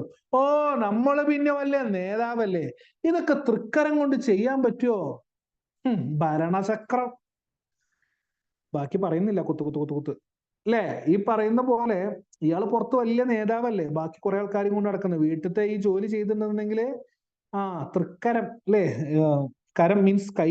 ഇതൊക്കെ താങ്കളുടെ അല്ലേ, കരം കൊണ്ട്, ഇത്രയും വലിയ ആളല്ലേ, ഇതൊന്നും ചെയ്യാൻ പറ്റുമല്ലോ. ചെയ്തിട്ടുണ്ടെങ്കിൽ ഭരണചക്രം തന്നെ ആകെ. സത്യം പറഞ്ഞിട്ടുണ്ടെങ്കിൽ പറഞ്ഞു കഴിഞ്ഞപ്പോൾ അയാൾക്ക് അബദ്ധം പറ്റിപ്പോയി എന്ന് മനസ്സിലാവുന്നത്, അല്ലേ? ആലോചിച്ച് നോക്ക്, ഒരു ആഭ്യന്തര വിപ്ലവം തുടങ്ങിക്കഴിഞ്ഞു, ഇനി രക്ഷയില്ല. വാവിട്ട വാക്ക്, ഇനി ഒരു പൊഴിയില്ല. ഭാര്യയുടെ ഒച്ചയും നിന്ദയും അതാ പൊട്ടിത്തെറിക്കാൻ തുടങ്ങിയപ്പോ കുട്ടി അതിനെ തള്ളി മാറ്റാൻ വേണ്ടി നോക്കി. അമ്മേ, തല്ല് കൂടണ്ട അമ്മേ. സത്യം പറഞ്ഞ അയാൾക്ക് മകളോട് ആ സമയത്തൊരു പ്രിയം. ഒരു പനിയും ശ്വാസം മുട്ടുമായി ക്ലേശിക്കുന്ന ആ ബാലസേനാനി വിചാരിച്ചാലും സത്യം പറഞ്ഞ ഈ ഉൾപ്പോര് പെട്ടെന്ന് അവസാനിക്കില്ലെന്ന് അയാൾക്ക് അറിയാം. അതായത് ആ കുട്ടി, അല്ലേ, കുട്ടിക്ക് ഇഷ്ടമല്ല ഈ പറയുന്ന വഴക്കൂടുന്നതും മറ്റു കാര്യങ്ങളൊന്നും. അപ്പൊ അതിലേക്ക് വന്നു പെട്ട സമയത്ത് കുട്ടി ഒന്ന് ആശ്വസിപ്പിക്കാൻ വേണ്ടി നോക്കുകയാണ്. പക്ഷേ ആ ബാലസേനാനി, അല്ലേ, സേനാനി മീൻസ് പടയാളി അല്ലെങ്കിൽ പോരാളി, ആ ചെറിയ കുട്ടിയായ പോരാളി വിചാരിച്ചാലൊന്നും എന്ത് ചെയ്യില്ല, ഇത് അവസാനിക്കില്ല എന്ന് അയാൾക്കറിയാം. ഒരു ചായക്കപ്പിന് വേണ്ടി കാത്തിരുന്ന വ്യക്തിക്ക് ഇപ്പൊ എന്ത് ചെയ്തു? ഒരു കൊടുങ്കാറ്റിനെ വിട്ട അവസ്ഥയിലേക്ക്, നമ്മളല്ലേ ചായക്കപ്പിലെ കൊടുങ്കാറ്റ്, അതിലേക്ക് അഴിച്ചു വിട്ടതാണെന്ന് ആ അബദ്ധം അദ്ദേഹത്തിന് അപ്പോഴാണ് മനസ്സിലായത്. ഇനി എന്ത് ചെയ്യും? സത്യം പറഞ്ഞാൽ ഒരു കാറ്റിനെ അഴിച്ചുവിടാനുള്ള പിടിച്ചു കെട്ടാനുള്ള ഒരു തന്ത്രമൊന്നും സത്യം പറഞ്ഞ അയാൾക്ക് ഇല്ല. അതുകൊണ്ട് കാറ്റ് പോട്ടെ എന്നോർത്ത് അയാൾ ഇരിപ്പുമുറിയിലേക്ക് പോകുന്നു. കാരണം ഒന്നും ചെയ്യാൻ പറ്റില്ല, വന്നത് വന്നു. അപ്പോ നടക്കാനുള്ളത് നടക്കട്ടെ, ഞാൻ ഇവിടെ ഇരിക്കുകയാണ് എന്ന് പറഞ്ഞ അദ്ദേഹം ഇരിപ്പുമുറി പോകും. എന്നാൽ അടുക്കളപ്പുക അയാൾ അവിടെ ഇരുത്തി പൊറിപ്പിച്ചില്ല. പറ, എങ്ങോട്ടാ തെണ്ടാൻ പോയത്? അല്ല, ഏത് മൂദേവിയായിരുന്നു കൂടെ? ആഹാ, ഇത്രയും നേരം വേണ്ട വേണ്ട എന്ന് വെച്ചിരുന്ന ആളെ ഗ്യാസ് കൊടുത്ത് അല്ലെങ്കിൽ കീ കൊടുത്ത് സ്റ്റാർട്ടാക്കി മൂപ്പര് ഇരിക്കാൻ പോവാ. പക്ഷേ ഇരുത്തി പൊറപ്പിക്കുമോ ആ ഭാര്യ? ചോദ്യങ്ങൾ ഓരോന്നായിട്ട് വന്നു. എങ്ങോട്ട് പോയി? ഏത് പെണ്ണിന്റെ കൂടെ പോയി? അതാണ് ചോദ്യം. ഏത് മൂദേവിയുടെ കൂടെയായിരുന്നു പോയി? അവൾ അയാളുടെ സ്ത്രീബന്ധ കഥകൾ നിർത്തിവെച്ച ഒരു പടക്കപ്പുരയാണെന്നും കലാപത്തിന്റെ ഒന്നാം മണിയതി അതിന് തീ പൊട്ടി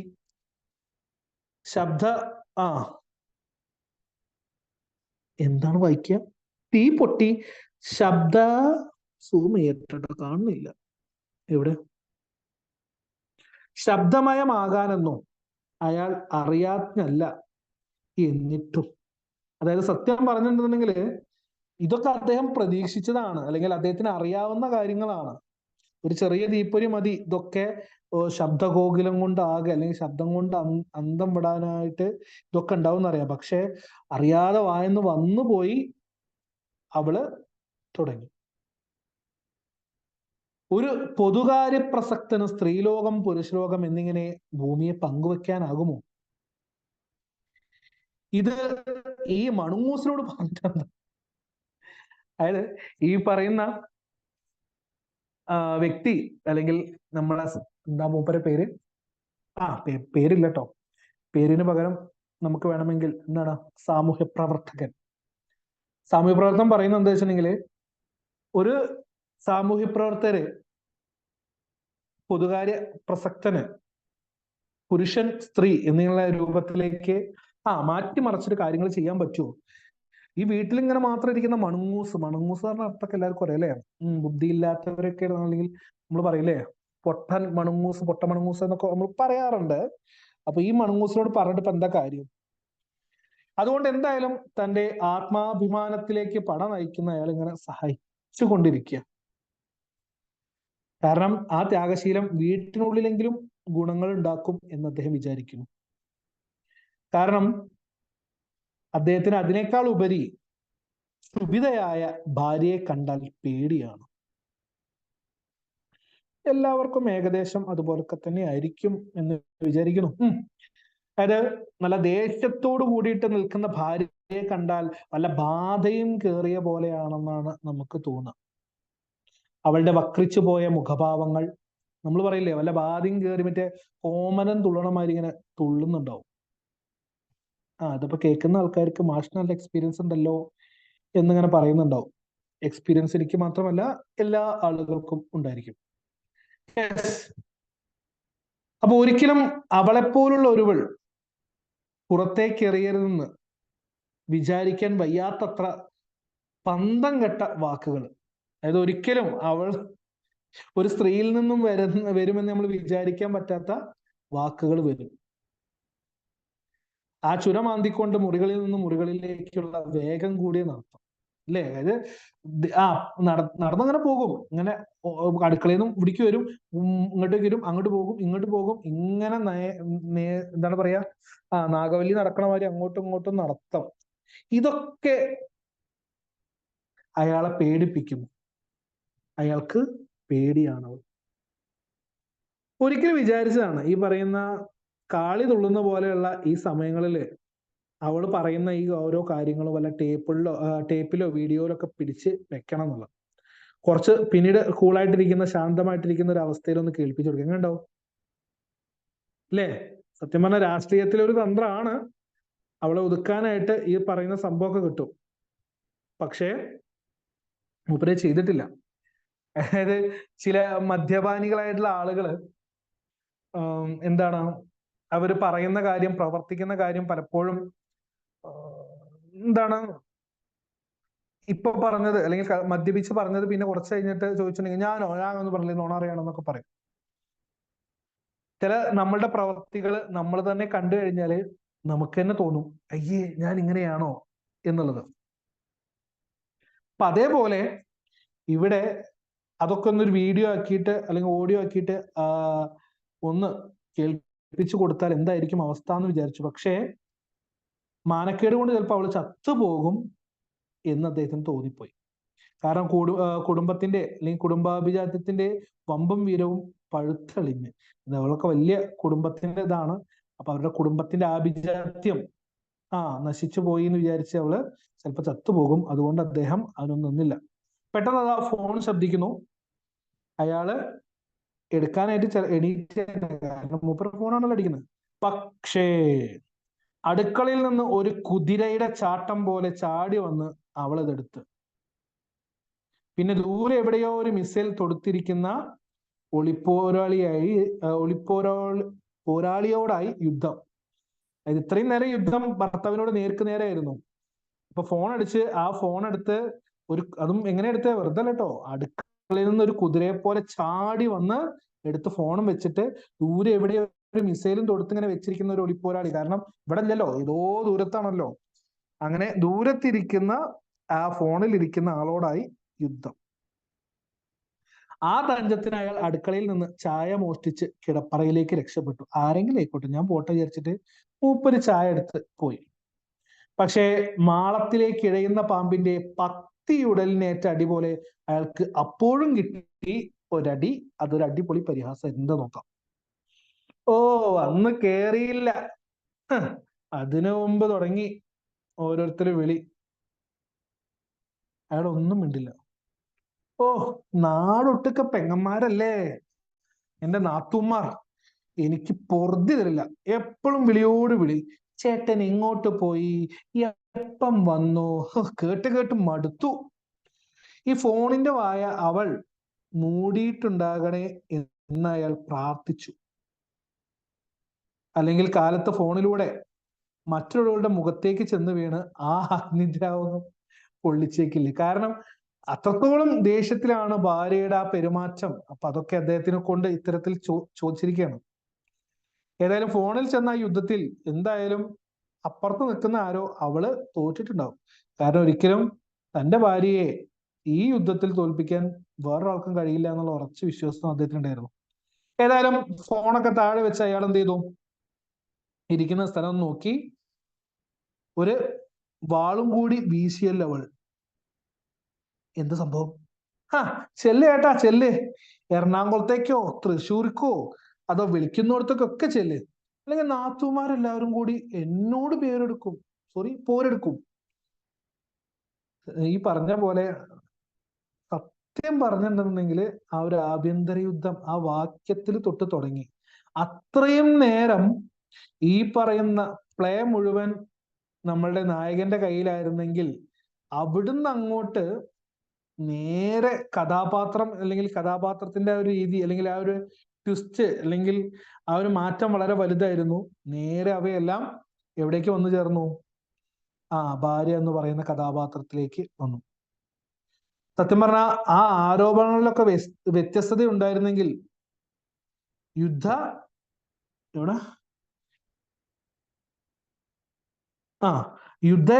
യുദ്ധായുധങ്ങളെങ്കിലും മാറി മാറി എന്ത് ചെയ്തു പരീക്ഷിക്കായിരുന്നു. ഇതിപ്പോ ഒരേ അടവ്, അതേ ഓർമ്മ. അയാൾക്ക് മടുത്തു. കാരണം സത്യം പറഞ്ഞ ആ ഒരു വാക്യം നമുക്ക് മനസ്സിലാക്കി തരുന്ന ഒരു കാര്യമുണ്ട്. അതായത് ആരോപണങ്ങളിൽ എന്തെങ്കിലും ഒരു വ്യത്യസ്തത അല്ലെങ്കിൽ ഓരോ അല്ലെങ്കിൽ കാലവും അല്ലെങ്കിൽ ഓരോ ദിവസത്തിലും വേറെ വേറെ ആരോപണങ്ങളാണെങ്കിൽ വലിയ പ്രശ്നമൊന്നും ഉണ്ടായിരുന്നില്ല. പക്ഷെ ഇതേ ഈ പറയുന്ന യുദ്ധായുധങ്ങളൊക്കെ ഒന്ന് മാറ്റി പരീക്ഷിക്കായിരുന്നു. പക്ഷെ ഇന്നെന്താണ്? പഴയ അടവ്, പഴയ വാള്, പഴയ ഉറുമി, സെയിം സാധനങ്ങൾ തന്നെയാണ്. അപ്പൊ ഏതായാലും അയാൾക്ക് മടുത്തു. ഒരു സാരിത്തുമ്പ് കടിച്ചു വലിച്ചിരുന്ന കുട്ടി അവളുടെ മറന്നുപോയ ആവശ്യം പെട്ടെന്ന് ഓർത്തു. അതായത് ആലോചിച്ചു, മനസ്സിലായോ? ഇത്രയും നേരം കഥ പറഞ്ഞുതരാം എന്ന് പറഞ്ഞിട്ട് സോഫ്റ്റായി നിന്നിരുന്ന അമ്മയാണ്. ആ സോഫ്റ്റായി നിന്നിരുന്ന അമ്മയുടെ ഭാവം മാറിയത് കുട്ടി ഈ കുറച്ചു നേരമായിട്ട് കണ്ടുകൊണ്ട് നിൽക്കുക. പക്ഷെ കുട്ടിക്ക് എന്ത് ചെയ്യണം? ആ കഥ അറിയണം. കുട്ടി പതുക്കെ അമ്മയുടെ അടുത്തിട്ട്, അമ്മേ, വൈകുണ്ഠത്തിലെത്തിയപ്പോ ശ്രീ ഭഗവതി എന്നിട്ട് എന്താ ഉണ്ടായത് പറഞ്ഞു തരും അമ്മേ. ഓ, വൈകുണ്ഠല്ല, തീക്കുണ്ടം, മിണ്ടടാ അല്ലേ. ആ കുട്ടി ഞെട്ടിത്തെറിച്ച് പേടിച്ച് തെറിച്ച് എന്തെങ്കിലും ആയിട്ടുണ്ടോ. ആ, നമ്മൾ പറയില്ലേ, ചില ആളുകളുടെ അടുത്തേക്ക് നമ്മൾ പോകുന്ന സമയത്ത് അവരുടെ എന്താ പറയാ, ആ അവരുടെ മൂഡ് എങ്ങനെയാണെന്നും കൂടെ നോക്കണം. ഈ പ്രത്യേക മൂഡിന്റെ ആ ഒരു സമയത്ത് വൈകുണ്ഠം എന്ന് പറഞ്ഞാൽ അറിയാമെന്ന് വിചാരിക്കുന്നു, നമ്മളെ ശ്രീകൃഷ്ണന്റെ അല്ലെങ്കിൽ വിഷ്ണുവിന്റെ ലോകമാണ്. വിഷ്ണുവിന്റെ വാസസ്ഥലം വൈകുണ്ഠം. അവിടെ ഭഗവതി എത്തിയപ്പോ എന്താ ഉണ്ടായത് എന്നാണ് ചോദിക്കുന്നത്. അപ്പോ അതാണ് കേട്ടപ്പോ വൈകുണ്ഠല്ല, തീക്കുണ്ടം, മിണ്ടാതെ അവിടെ ഇരുന്നു എന്നുള്ള രൂപത്തില് മിണ്ടാതിരി എവിടെ എന്ന് പറഞ്ഞിട്ട് കുട്ടിയോട് എന്ത് ചെയ്യുന്നു, കയർക്കുന്ന അമ്മയെ നമുക്ക് കാണാം. യെസ്. ബാക്കി സത്യം പറഞ്ഞാൽ കുട്ടി നാണം കെട്ടുപോയി അല്ലേ.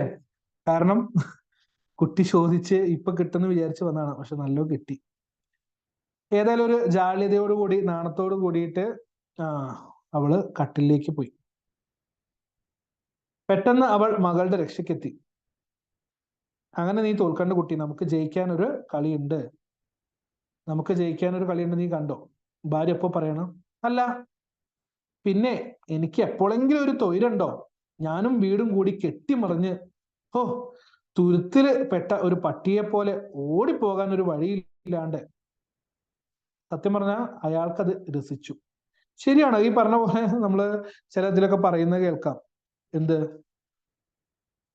എന്താണ്, സ്ത്രീകൾ അവര് വീടാം കൂട്ടിൽ ഒതുങ്ങുന്ന തത്തമ്മകളായിട്ട് മാറിക്കൊണ്ടിരിക്കുകയാണ്, അല്ലെങ്കിൽ മാറിയ ഒരുപാട് സ്ത്രീജനങ്ങളുണ്ട്. അപ്പോ അവരൊരു തുരുത്തിൽ, ഇവിടെ ഉദാഹരിക്കുന്ന എങ്ങനെയാണ്, ഒരു തുരുത്തിലകപ്പെട്ട പട്ടിയെ പോലെ ഓടിപ്പോകാൻ വഴിയില്ലാതെ ആ വീടിന്റെ ഉള്ളിൽ തന്നെ അങ്ങോട്ടും ഇങ്ങോട്ടും ഓടി നടക്കുന്ന ഒരു അവസ്ഥ. ഏതായാലും മോശമില്ല. കാരണം അയാൾക്ക് രസിക്കാൻ കാരണം 6ാം ക്ലാസ്സും ഗുസ്തിയൊക്കെ ആണെന്നുണ്ടെങ്കിലും ഭാര്യയ്ക്ക് നല്ല ഭാവനയുള്ളതിൽ അദ്ദേഹത്തിന് ഇഷ്ടപ്പെട്ടു. ഏതായാലും കിടപ്പുറയിൽ നിന്ന് അയാൾ വീണ്ടും ഇരിപ്പുമുറിയിലേക്ക് തിരിച്ചെത്തി. ആ തുണിച്ചാരു കസേരയിൽ ഒന്ന് ഇരുന്ന് അദ്ദേഹം തന്റെ വളർത്തുപട്ടിയെ നോക്കുകയാണ്. ഇലക്ട്രിസിറ്റി ആഫീസിലും പാൽപീടികയിലും ചന്തയിലും കയറിയിറങ്ങുന്ന രസീതുണ്ടുകൾ സമ്പാദിക്കുന്ന ഒരു പെൺകുട്ടിയെ അയാൾ സങ്കല്പിച്ചു നോക്കി. എന്തോ അയാൾക്ക് ആ വീട്ടുപട്ടിയോട് ഒരു അരുമ ആ സമയം തോന്നി. വിയർപ്പിലും മുഷിപ്പിലും ചന്തം കെട്ട്, ഓഹ് പാവം. സഹതാപത്തോടെ അയാൾ വിചാരിച്ചു, ഓ കാലത്തിരി കഴിഞ്ഞോട്ടെ, ഈ 100 കണക്കിന് ആളുകൾ, അനുയായികളിൽ ഒരുവൻ എന്ന നിലയിൽ നിന്ന് വളർന്ന് ഞാനൊരു രാഷ്ട്രീയക്കാരനായി തീർന്നോട്ടെ, അന്ന് നിന്നെ ഞാനൊന്ന് സുഖിപ്പിക്കുന്നുണ്ട് എൻ്റെ പ്രിയപ്പെട്ട ഡോഗി. ഇത്തരത്തിലാണ് അദ്ദേഹം ആലോചിക്കുന്നത്. അതായത് അദ്ദേഹത്തിന്റെ വളർത്തുപട്ടിയെ ഇങ്ങനെ നോക്കിയിട്ട് അദ്ദേഹം ചിന്തിക്കുന്ന ഒരു ഇതാണ് അവിടെ പറയുന്നത്. അതിനുശേഷം അദ്ദേഹം ഒരുപാട് അനുയായികളിൽ നിന്ന് അദ്ദേഹം ഉയർന്നു വന്ന് എന്ത് ചെയ്യുന്നു, അവസാനം ഒരു വലിയ രാഷ്ട്രീയ നേതാവായിട്ട് കാണുന്ന ആ ഒരു സമയം. ഒറ്റ മിനിറ്റ്, ഒരു ഇത് വരുന്നുണ്ട്, ഒരു മിനിറ്റ്.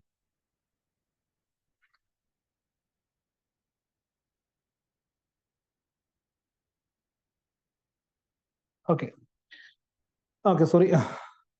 അപ്പോ ഞാനൊരു വലിയ രാഷ്ട്രീയക്കാരനായിട്ട് തീരുന്ന അന്ന് ഞാൻ നിന്നെ സുഖിപ്പിക്കാം എന്ന് പറഞ്ഞുകൊണ്ട് അദ്ദേഹം അവിടെ നിർത്തുന്നു.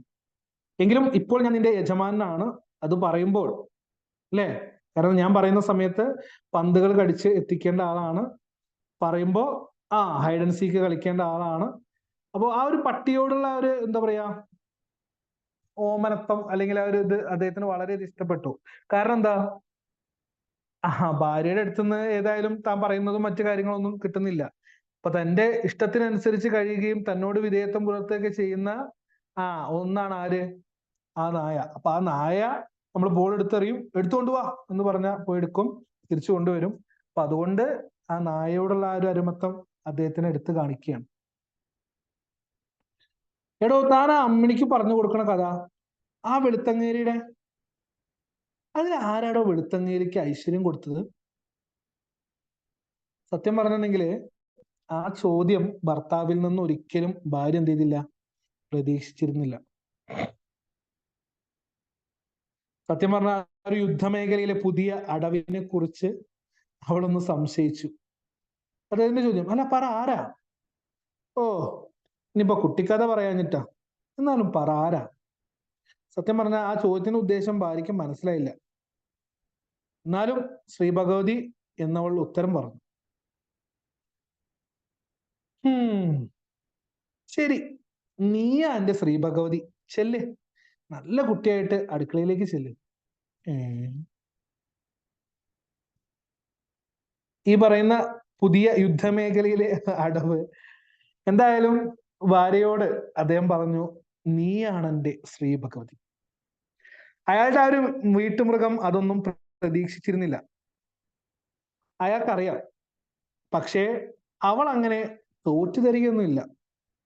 എന്തെങ്കിലും മറുപടി കൊണ്ട് അദ്ദേഹത്തിന് വീണ്ടും നേരിടുന്ന ഒരു ഇതാണ്.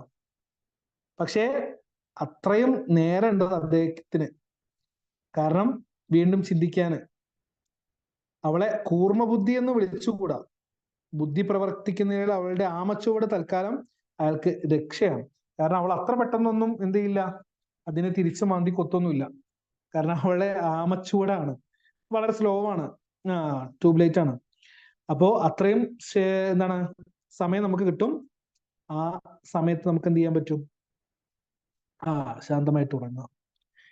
ഏതായാലും കിടപ്പറയിൽ ശാഠ്യവും കണ്ണീരുമായി കിടക്കുന്ന മകളുടെ വാശിക്കഥ, ആ വാശി, മകളുടെ വാശി അവൾ കഥ പറഞ്ഞടക്കുന്നത് കേട്ട് അയാൾ തുണിച്ചാരി കസേരയിൽ ഇങ്ങനെ കണ്ണടച്ച് കിടന്നു.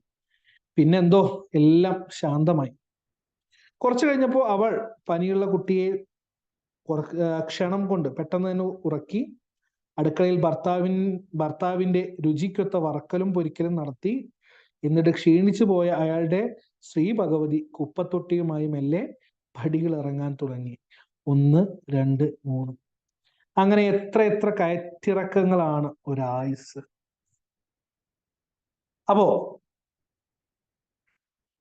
ആലോചിച്ച് നോക്കൂ, ഇത്രയും ഒരു എന്താ, ഇത്രയും പ്രയാസങ്ങൾ അല്ലെങ്കിൽ ഇത്രയും ഒരുപാട് പ്രശ്നങ്ങളും കോലാഹലങ്ങളും എന്തൊക്കെയാ പറയേണ്ടത്, എന്തൊക്കെയാ പറഞ്ഞത് എന്നൊരു പിടുത്തവും ഉണ്ടാവില്ല. അത്രത്തോളം പറയാനുള്ള കാര്യങ്ങളൊക്കെ പറഞ്ഞ് അവസാനത്തില് അവളുടെ ആ ഒരു പെരുമാറ്റം, അല്ലെങ്കിൽ അവസാനം ഇങ്ങനെയാണ്. കുട്ടിയെ ഉറക്കി അടുക്കളയിൽ ഭർത്താവിന് വേണ്ടി, ഇത്രയും നേരം വഴക്കൂടിയ ഭർത്താവിനോട് വഴക്കൂടിയ ആ ഭർത്താവിന് വേണ്ടിയിട്ടുള്ള സാധനങ്ങൾ ഉണ്ടാക്കി. അവള് ഭർത്താവിനോട് ചെയ്യാൻ പറഞ്ഞ ആ സാധനത്തിന്റെ പേരിൽ തുടങ്ങിയിട്ടുള്ള ആ ഒരു വഴക്കിൽ അവള് തന്നെ എന്ത് ചെയ്യുന്നു, ആ ഒരു മാലിന്യക്കൊട്ട കൊണ്ടുപോയിട്ട് ഒഴിവാക്കാൻ വേണ്ടിയിട്ട് പുറത്തേക്ക് ഇറങ്ങി. അപ്പോ ആ ഒരു വിധേയത്വം, അല്ലെങ്കിൽ അവൾ അറിയാതെയുള്ള ആ അടിച്ചമർത്തപ്പെട്ട ആ ഒരു സ്വഭാവം ഇന്നും പല സ്ത്രീകളിലും ഉണ്ട്.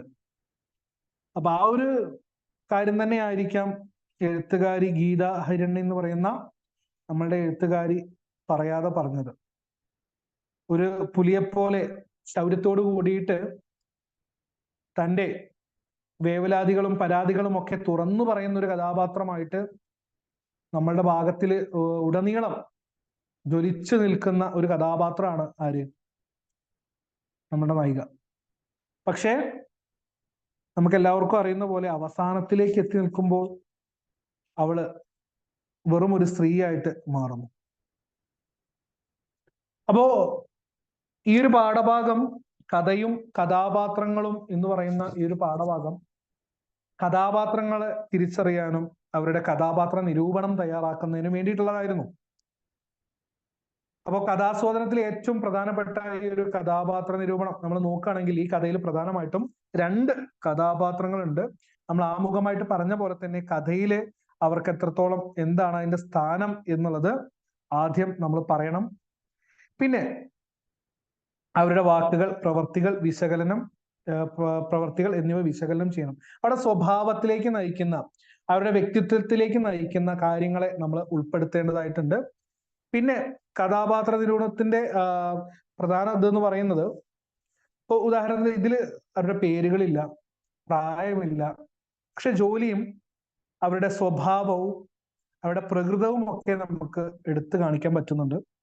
ചില ഉദാഹരണത്തിന് സ്റ്റാർട്ടിങ്ങിൽ തന്നെ നോക്കാം. ഒരു വ്യക്തി അല്ലെങ്കിൽ നമ്മള് എന്താ പറയാ കടന്നു വരുന്ന സമയത്ത്, അദ്ദേഹം കടന്നു വരുന്ന സമയത്ത് ആ ഒരു പാറാവുകാരൻ അദ്ദേഹത്തെ ബഹുമാനിച്ചത് ആ ഒരു രാഷ്ട്രീയ പ്രവർത്തകൻ എന്ന രീതിയിൽ, അല്ലെങ്കിൽ അദ്ദേഹം ഇത്തരത്തിലുള്ള ആദരവ് ആഗ്രഹിക്കുന്ന ഒരു വ്യക്തിയാണ്. അത് അദ്ദേഹത്തിന്റെ ഒരു ഇതാണ്. പിന്നെ അദ്ദേഹത്തിന്റെ പെരുമാറ്റം, സംഭാഷണം, അദ്ദേഹത്തിന്റെ കഥാപാത്രത്തിന്റെ സ്വഭാവത്തിലേക്ക് നയിക്കുന്ന ഏത് കാര്യവും നമുക്ക് എന്ത് ചെയ്യാം, ഇതാക്കാം. പെൺകുട്ടിയാണെങ്കിൽ അല്ലെങ്കിൽ സ്ത്രീ ആണെങ്കിൽ, നായിക കഥാപാത്രമാണെങ്കിലും അവളെ കുറിച്ച്, അവളുടെ സ്വഭാവത്തെ കുറിച്ച്, ഗാർഹികമായിട്ട് അവള് ജീവിക്കുന്ന ജീവിതത്തെ കുറിച്ച്, ഈ പറയുന്ന കാര്യങ്ങളൊക്കെ നമുക്ക് വെച്ച് എഴുതാൻ പറ്റും. പിന്നെ നമുക്ക് എല്ലാവർക്കും അറിയാം, നമ്മളുടെ സ്വന്തം ഭാഷയിൽ എഴുതാനായിട്ട് പറ്റും. ഈ പറയുന്ന അച്ചടിച്ച പോലെ ഈ പറയുന്ന കഥയിൽ നിന്ന് എടുത്ത അതേ വാക്യങ്ങളോ മറ്റു കാര്യങ്ങളോ ഒന്നും തന്നെ വേണ്ട. ഞാൻ എൻ്റെ മക്കളോട്, ചെറിയ മക്കളോട് പറഞ്ഞു കൊടുക്കുന്ന ഒരു കാര്യമുണ്ട്. അതായത് പലപ്പോഴും രചന വരുന്ന സമയത്ത് കഥാപാത്ര നിരൂപണത്തെക്കാൾ കവിഞ്ഞ് ചില ആളുകൾ എന്ത് ചെയ്യാറുണ്ട്, കഥ എഴുതി പോവാറുണ്ട്. അപ്പൊ ഞാൻ പറഞ്ഞു, നിങ്ങളുടെ വീടിനടുത്ത് കുറച്ച് പേര് വന്നിട്ട് തൊട്ടടുത്തുള്ള വീട്ടില് ഒരു ഏട്ടനെ കുറിച്ച് തിരക്കാണ്. എന്തിനാ തിരക്കുന്ന വെച്ചാല് അവരുടെ മകൾക്ക് വേണ്ടിയിട്ട് കല്യാണം ആലോചനയുമായിട്ട് വന്നതാണ് അവര്. അപ്പൊ അവര് എങ്ങനെയുണ്ട്, അല്ലെങ്കിൽ എങ്ങനെയുണ്ട് ആ പയ്യനെ കുറിച്ച് ചോദിക്കുമ്പോ നമ്മള് എന്തൊക്കെ പറയും. ഇന്നലെ ഒരു സിനിമയ്ക്ക് പോയിരുന്നു, നാളെ അവനൊരു ക്രിക്കറ്റ് മാച്ച് ഉണ്ട്, അല്ലെങ്കിൽ എന്താണ്, ഇങ്ങനത്തെ കാര്യങ്ങളൊക്കെ നമ്മൾ പറയും. ഇല്ല, നമ്മൾ പറയുന്നത് ആ വ്യക്തിയുമായിട്ടും അവന്റെ വ്യക്തിത്വവുമായിട്ടും ബന്ധപ്പെടുന്ന കാര്യങ്ങളാണ്. ഉദാഹരണത്തിന് ഇന്നലെ അവനൊരു തല്ലുണ്ടാക്കി.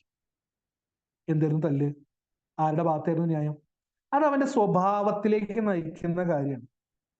അവൻ കഴിഞ്ഞ വർഷം PG കഴിഞ്ഞു, ഇപ്പോ ഇവിടെയാണ് ജോലി. അതൊക്കെ അദ്ദേഹത്തിന്റെ വ്യക്തിപരമായിട്ടുള്ള, അപ്പൊ ആ വ്യക്തിപരമായിട്ടുള്ള കാര്യങ്ങളെ, സ്വഭാവങ്ങളെ വിശദീകരിക്കുന്നതായിരിക്കണം എന്ത്, കഥാപാത്ര നിരൂപണം. മനസ്സിലായോ? അപ്പോ പലരുടെയും ചോദ്യം എന്ന് പറയുന്നത്, ഒരു കഥ നൽകിയിട്ട് ആ കഥയിലെ കഥാപാത്രങ്ങൾ വരുമ്പോ ആ കഥയുടെ ഉള്ളിൽ മാത്രം ഒതുങ്ങി നിന്നേ നമുക്ക് അത്രേ പറ്റുള്ളൂ. കാരണം നമ്മൾ വായിച്ചറിഞ്ഞ കഥാപാത്രത്തിന്റെ സവിശേഷതകൾ ഉൾക്കൊണ്ടിട്ടാണ് നമ്മൾ എന്ത് ചെയ്യേണ്ടത്, കഥാപാത്ര നിരൂപണങ്ങൾ രചിക്കേണ്ടത്. അത് ചിലപ്പോഴൊക്കെ ഈ പറയുന്ന എന്താ പറയാ, ആ കഥയുടെ ഉള്ളിൽ നിന്നുകൊണ്ട് മാത്രം നമുക്ക് എഴുതാനായിട്ട് പറ്റുള്ളൂ. പിന്നെ നമ്മളുടേതായിട്ടുള്ള വിലയിരുത്തലും നിരീക്ഷണങ്ങളും ഒക്കെ കൂടി പൂർണ്ണമായിട്ട് ചേരുമ്പോഴാണ് അതൊരു കൃത്യമായിട്ടുള്ള രീതിയിലേക്ക് ഒരു കൃത്യമായ കഥാപാത്ര നിരൂപണമായിട്ട് വരുന്നത്. ഇപ്പോ സാധാരണ കഥയിലൊക്കെ കഥാപാത്രങ്ങൾക്ക് പേര് നൽകിക്കൊണ്ട്, അല്ലെങ്കിൽ അച്ഛനെന്നോ അമ്മയെന്നോ അല്ലെങ്കിൽ ഈ പറയുന്ന രൂപത്തിൽ കൃത്യമായ പേരുകൾ നൽകിക്കൊണ്ടോ ഒക്കെ വരാറുണ്ട്. പക്ഷെ ഇവിടെ നമ്മളുടെ കഥയില് കുടുംബപരമായിട്ടുള്ള ഒരു ചുമതലകളിൽ നിന്ന് ഒഴിഞ്ഞ് അനാവശ്യമായിട്ടുള്ള പുകഴ്ത്തലുകളും മറ്റു കാര്യങ്ങളും ഒക്കെ ഭാര്യയെ സന്തോഷിപ്പിച്ച് പാട്ടിലാക്കാമെന്ന് കരുതുന്ന ഒരു കഥാപാത്രമായിട്ടാണ് നമ്മൾ എന്ത് ചെയ്യുന്നത്, നമ്മളുടെ കഥയിലെ നായകനെ കാണുന്നത്.